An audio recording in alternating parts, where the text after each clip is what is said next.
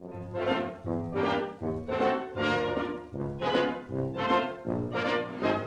the way up she rises, all the way up she rises, all the way up she rises early in the morning. Put him in a rowboat till he's sober, put him in a rowboat till he's sober, put him in a rowboat till he's sober early in the morning. Hey, how you people doing?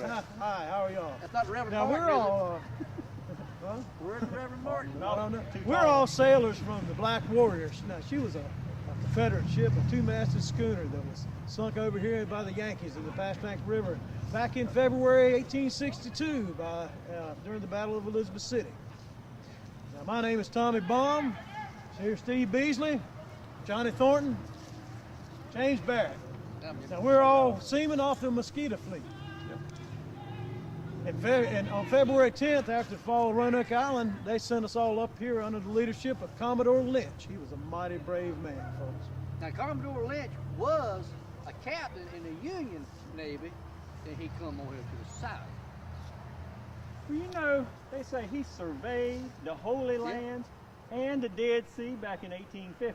Yep. Imagine that. Imagine that. It's absolutely amazing, isn't it? I wish we'd have been in the Holy Lands that night. Yeah. Pastank River. Yeah, buddy. Talk that night. That were Now, General Burnside, he sent Commodore Rowland down here with 13 Yankee ships to follow us up the Pastank River and come after us. Shoot, all we had was 6 little gunboats tooling down the Pastank River, trying to come down here to warn folks and set up defense over at Fort Cobb. Now, Tommy, what we had, you really couldn't call them gunboats. Yeah, that's What it was some 6 little converted tugboats that we got from the Albemarle and Chesapeake Canal Company over here, and we put on what cannons we could find, a couple 32 pounders on there. They didn't match up to anything we had, but that's all we had. That Mosquito Fleet was a pitiful fleet, I'll tell you that. Sure was. Any of you folks know where Fort Cobb was? No? Well, it was right. Shut up. It was right over here.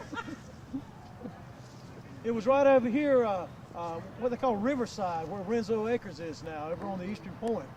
Back in the 1600s, that's where they had. When we got to Fort Cobb, all we found there was 4 old cannons, and they were manned by 8 local militiamen. When those militiamen saw those ships coming down the river, those Yankee ships coming down the river, they hightailed it out of that They fort. gone. They sure did. Yeah, I thought we was in trouble then. Yeah. Now the Yankees, they had 13 ships headed straight for us. We was outmanned. We was outgunned, Yeah. but we won't ever outsmart. No, sir. That's right. Nope. That must be my line. I think you're next. Now, Commodore Lynch lined us up behind the battery at Fort Cobb, diagonally across the river over here towards the town over at the wharf. Now, the Black Warrior, she was set up about a mile across from Fort Cobb over at Chantilly Beach. Yeah, our only problem was we started firing way too soon. And we ran out of bullets. So we sent some people to that abandoned fort up there. Shoot, we didn't know how to fire them cannons. We'd never seen those cannons before. We missed them Yankee ships. We didn't hit squat. Them Yankees kept right on coming. Yeah, I knew we was in trouble. It was in big trouble. Well, the Seabird got rammed and sunk. Yeah. The Fanny ran aground. The Beaufort turned tail and went up the Dizzle Swamp Canal, trying to get to Norfolk. Appomattox followed along behind her, but she was too wide and got stuck. Our ship, the captain of the Appomattox, had to set her on fire, and the men just went off into the woods somewhere. Now, our ship, the Black Warrior, we had to set her on fire too, unfortunately. And we swam the shore best we could. Yeah, we made it. Now the crew of the Ellis, they fought hand to hand with the federal ship of Ceres. But they got whipped, and as a result, Captain Cook and several fine of his members of his crew got taken captive. Yeah, a lot of them got killed, just like our good fellow Billy here. Yeah. Poor Billy. Billy caught a bullet in the chest. Died during the battle. Yes, sir. The Yankees took his body and buried him in a shallow grave over at Fort Cobb. Us guys, we got together and we went over there and dug him up and brought him over here for a proper burial.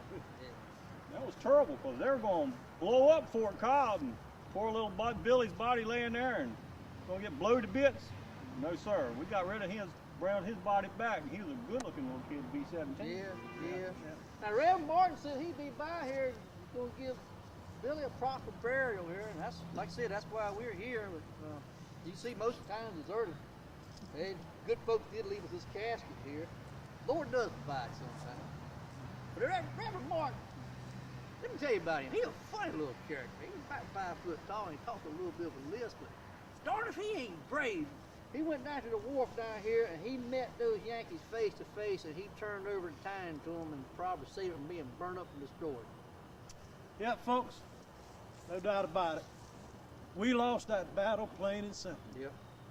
But we did get our chance to outsmart the Yeah, we Yankees, did. did we? Yeah, Yes, we sir. Sure did. In April 1862, with our fleet sunk, they sent us up to South Mills to guard the locks, to defend the locks over at Dismal Swamp Canal.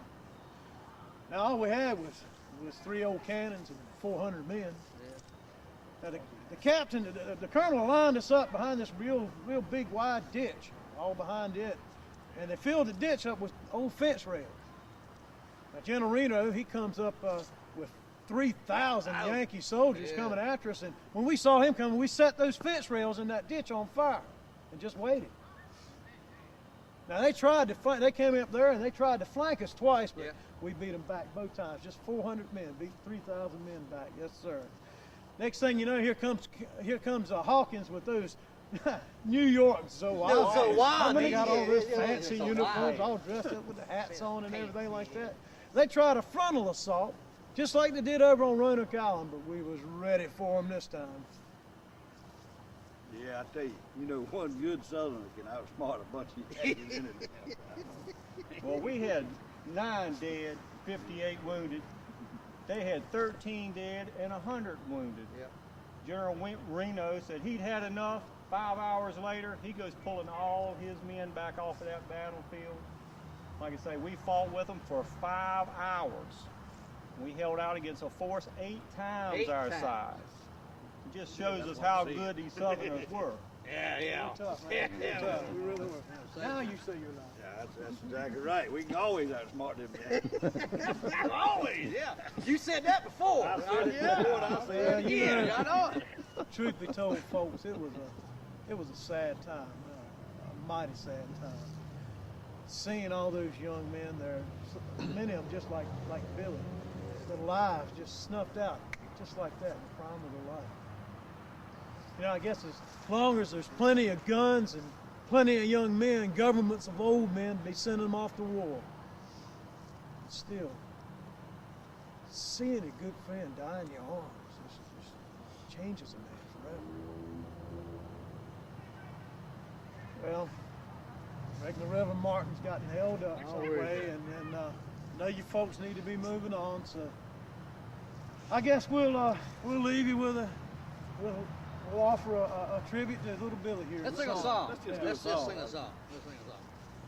I have seen the glory of the coming of the Lord. He has trampled out the vintage where the grapes of wrath are stored. He has loosed the fateful lightning of this terrible swift sword. His truth is marching on.